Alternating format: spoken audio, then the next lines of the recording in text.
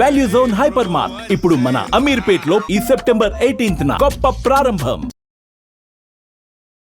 నమస్తే గురుగారు. వాగర్థావివ సంపృక్తౌ వాగర్థ ప్రతిపత్తయే జగతః పితరౌ వందే పార్వతీ పరమేశ్వరౌ ఆదిత్యాయ చ సోమాయ మంగళాయ బుధాయ చ గురుశుక్రశనిభ్యశ్చ రాహవే కేతవే నమః. శృంగేరి జగద్గురు పీఠాధిపతులకి కంచి పీఠాధిపతులకి నమస్కారములు తెలియజేసుకుంటూ కార్యక్రమాన్ని ప్రారంభిద్దాం. గురుగారు, ఇప్పుడు చూడమని అమావాస్య వచ్చింది, అందులో గ్రహణం ఉంది, మన దగ్గర లేకపోయినా వేరే దేశాల్లో మనకు కనిపిస్తా ఉంది. నెక్స్ట్ డే నుంచే మనకి దేవి నవరాత్రులు స్టార్ట్ కదా. మరి ఇంటిని కానీ దేవుడు గదిని కానీ చిత్రపటాలను కానీ ఎప్పుడు శుభ్రం చేసుకోవాలి? ఇప్పుడు చాలా మందికి ఈ సంబంధించినటువంటి సందేహం ఎక్కువగా ఉంటుంది. ఎందుకంటే అమావాస్య ఆదివారం అయింది, అమావాస్య వెళ్ళిన తర్వాత సోమవారం నాడే ఇంకా ఈ అందులో మహాలయ పక్షాలు పెద్దల అమావాస్య వచ్చింది కాబట్టి మనకు అనాదిగా వస్తున్నటువంటి విధానంగా చూసుకుంటే ఈ అమావాస్య మహాలయ అమావాస్య పితృదేవతలకు సంబంధించినటువంటిది. నా వ్యక్తిగతమైన అభిప్రాయం కాదు, సర్వశాస్త్రాలు వేదములు కూడా ఘోషించేటువంటిది ఏంటనంటే పితృదేవతలు ప్రధానమా దేవత ప్రధానమా అంటే పితృదేవతలే ప్రధానం, దేవత కాదు. దేవతలు కూడా వీరి అనుగ్రహం ఉంటేనే అనుగ్రహిస్తారని అంటూ ఉంటారు మీరు ఎప్పుడు. దేవతలు పితృదేవతల అనుగ్రహం ఉంటే దేవతలను గ్రహించేది కాదు. దేవతల యొక్క అనుగ్రహం ఏదైతే ఉందో అది పితృదేవతలు సంతోషపడితేనే వస్తుంది, మనకు వస్తుంది. దేవతలు ఆగ్రహించినా పితృదేవతలు దాన్ని ఆపగలిగే శక్తి పితృదేవతలకు ఉంటుంది. మన దాకా ఒక షీల్డ్ లాగా అనమాట. ఓజోన్ పొర ఎట్లయితే మన భూమిని కాపాడుతుందో అలాగే పితృదేవతలు ప్రధానం. అసలు పితృదేవతల గురించి ఎంత చెప్పినా తనివి తీరదు. వాళ్ళు ప్రధానమమ్మ, అందులో ఏమాత్రం సందేహం లేదు.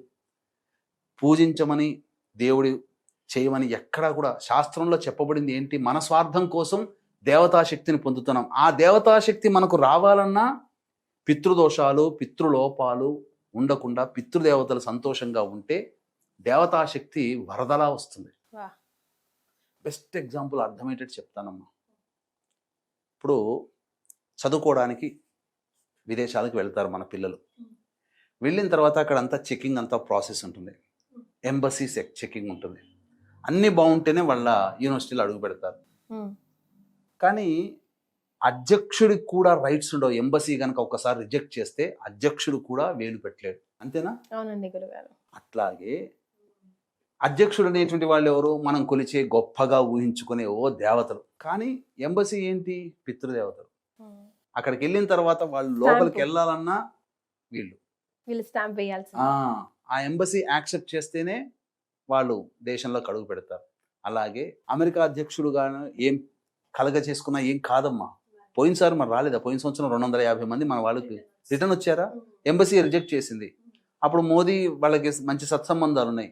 అమెరికా అధ్యక్షుడు ఏమైనా కలగ చేసుకున్నాడా? చేసుకోలేదే. అంటే అక్కడ అధికారం ఫుల్ పవర్ ఎంబసీ. అలాగే మన మానవాళికి, ఈ భూమి మీద జీవించే మనుష్యులకి ఫుల్ పవర్స్ ఇవ్వాలి అని అంటే పితృదేవతలే కారణం. కాబట్టి ఇంతగా ఎందుకు చెప్తున్నా అంటే అమావాస్య పితృదేవతలకు సంబంధించి, అందులో మహాలయ అమావాస్య కాబట్టి శాస్త్ర ప్రకారం అనాదిగా వస్తున్నటువంటి ఆచారం ప్రకారం పితృదేవతలకి పెద్ద పీట వేయవలసిందే. ఆ రోజున పితృదేవతల ఆరాధన చేయాల్సిందే. మరి తెల్లవారే నవరాత్రులు ప్రారంభం కదండి, మేము ఎట్లానండి అంటారా? చేస్తావు. పొద్దునే 6 గంటలకు లేచే బదులు 3ంటికి లేవండి. లేచి ఇల్లంతా కూడా చక్కగా స్నానం ఆచరించి ఇల్లంతా తుడుచుకోండి. ఆ సూర్యోదయం అయ్యేప్పుడు అంటే పొద్దునే జపం పూజ చేసుకోవాలి, అమ్మవారిని పీఠం పెట్టుకోవాలి అనుకున్న వాళ్ళు 2 గంటల ముందరే లేచి అవన్నీ అప్పుడు సర్దుకోండి. అమావాస్య రోజున సర్దుకోకండి. నెక్స్ట్ డే సూర్యోదయం తర్వాతనే సూర్యోదయం లోపల 3 గంటలకు లేస్తే క్లీనింగ్ అయిపోవాలి. సూర్యోదయానికి పెట్టుకోవచ్చు. ముఖ్యంగా ఇది మనం చేయాల్సింది. కానీ ఒక అద్భుతమైనటువంటిది ఏంటంటే ఇది శరన్నవరాత్రులు, ఆశ్వీజ మాసం, శరదృతు వస్తుంది. సాక్షాత్తు శుంభనిశుములని సంహరించినటువంటి అమ్మవారి యొక్క వృత్తాంతముగా ఉండేటువంటిది నవరాత్రులు కొలుస్తుంటున్నాం. చివరిగా రాజరాజేశ్వరి సంపూర్ణ అవతారం, అనేక రూపాల్లో అమ్మవారిని కొలుస్తూ ఉంటుంటాం. ఇక్కడ మనం గమనించాల్సిన ఒక అద్భుతమైన విషయం, అది నేను అనుభవించి ఆనందించిన విషయం అందరికీ తెలియజేయాలి. ఇక్కడ ఏంటనంటే అమ్మవారు కరుణించే సమయము ప్రదోషకాల సమయం.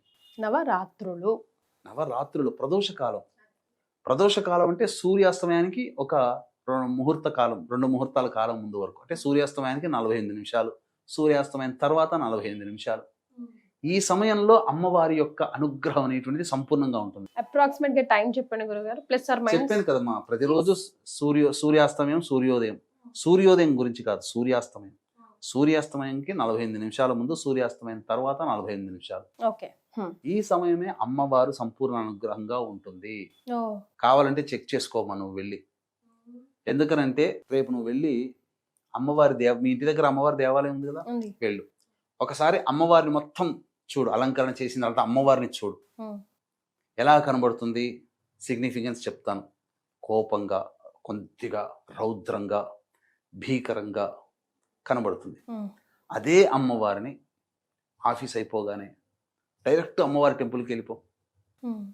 అప్పుడు ఎలా కనబడుతుంది, చాలా నవ్వుతూ కనబడుతుంది.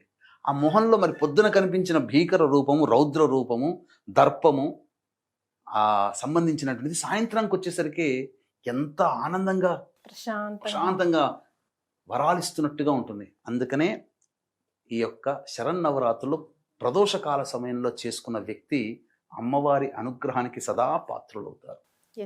అందుకని ఆ రోజంతా ప్రతిరోజు కూడా ఈ నవరాత్రులు ప్రతిరోజు వీలైతే ఉపవాసం ఉండి ప్రదోషకాల సమయంలో అమ్మవారిని ఆరాధన చేయండి. ఎంత సంతోషంగా ఉంటారంటే అంత సంతోషంగా. అమ్మవారు ఆ ఇంట్లో తిష్ట వేస్తుంది, కళకళలాడుతుంది. అమ్మవారి శక్తి సంపూర్ణంగా ఉంటుందని చెప్పడంలో ఏమాత్రం సందేహం లేదు. అంటే అన్ని సమయాల్లో ఉండదా అని కాదు, ఉంటుంది. కానీ ప్రదోష కాలంలో చేసేటువంటి పూజా విధానం ఏదైతే ఉంటుందో అమ్మవారు వరాలిస్తున్నటువంటి, సింపుల్ గా చెప్పాలంటే మీకు అర్థమయ్యేటట్టుగా ఒక విషయం చెప్తానమ్మా. మీ బాస్ ఉన్నారు కదా, ఇప్పుడు మీరు బాస్ కోపంగా ఉన్నాడు, బిజీగా ఉన్నాడు అనుకోండి, నాకు లీవ్ కావాలని చెప్పి అంటే శాంక్షన్ అవుతుందా? సంతోషంగా ఉన్నాడు, చిల్అవుట్ చేస్తున్నాడు, జోవియల్గా ఉన్న టైంలో పోయి 4 మాటలు మాట్లాడి నాకు పలానా రోజు ఇంట్లో పని ఉంది, నాకు లీవ్ కావాలంటే ఓకే గో హెడ్ అని అంటాడు. అలాగే అమ్మవారు సంతోషంగా ఉండే సమయం ప్రదోష కాలానికి ఉండేటువంటి సమయం. కాబట్టి ఆ సమయంలో అమ్మవారిని ఆర్జీ పెట్టుకో, పూజ చేయి, అమ్మవారిని సంతోషపెట్టు. ధూపదీప నైవేద్యాలు, పంచోపచారాలు, షోడశోపచార విధానంగా పూజ చేసి అమ్మవారికి ఆర్జీ పెట్టు. నీకేం కోరిక కావాలో ఎందుకు తీర్చదో మహాతల్లి, ముగ్గురమ్మల మూలపుట్టు తల్లి ఆ దుర్గాదేవి ఖచ్చితంగా తీరుస్తుంది. సో ఈ రోజు ఈ వీడియోలో నవరాత్రులకు సంబంధించిన అనేక ధర్మ సందేహాలు గురుగారు అయితే నివృత్తి చేశారు. ఒక్కొక్క వీడియోలో మనం డెఫినెట్గా ఈ 9 అవతారాలకి సంబంధించి ఏ రంగు అమ్మవారికి ఇష్టం, ఏ నైవేద్యం సమర్పించాలి, ఏ అష్టోత్తరంతో అమ్మవారిని పూజించాలి, ఆరాధించాలన్న విషయాలు ఒక 9 వీడియోలుగా గురుగారు ఆధ్వర్యంలో మళ్ళీ చేస్తాను. ఇప్పటికైతే రెగ్యులర్ ధర్మ సందేహాలు నవరాత్రులకు సంబంధించి గురుగారు ఆధ్వర్యంలో నివృత్తి సమాధానాలు తెలియజేశారు. చాలా సంతోషం గురుగారు, ధన్యవాదాలు. సర్వం శ్రీ మమహేశ్వర పరబ్రహ్మార్పణమస్తు.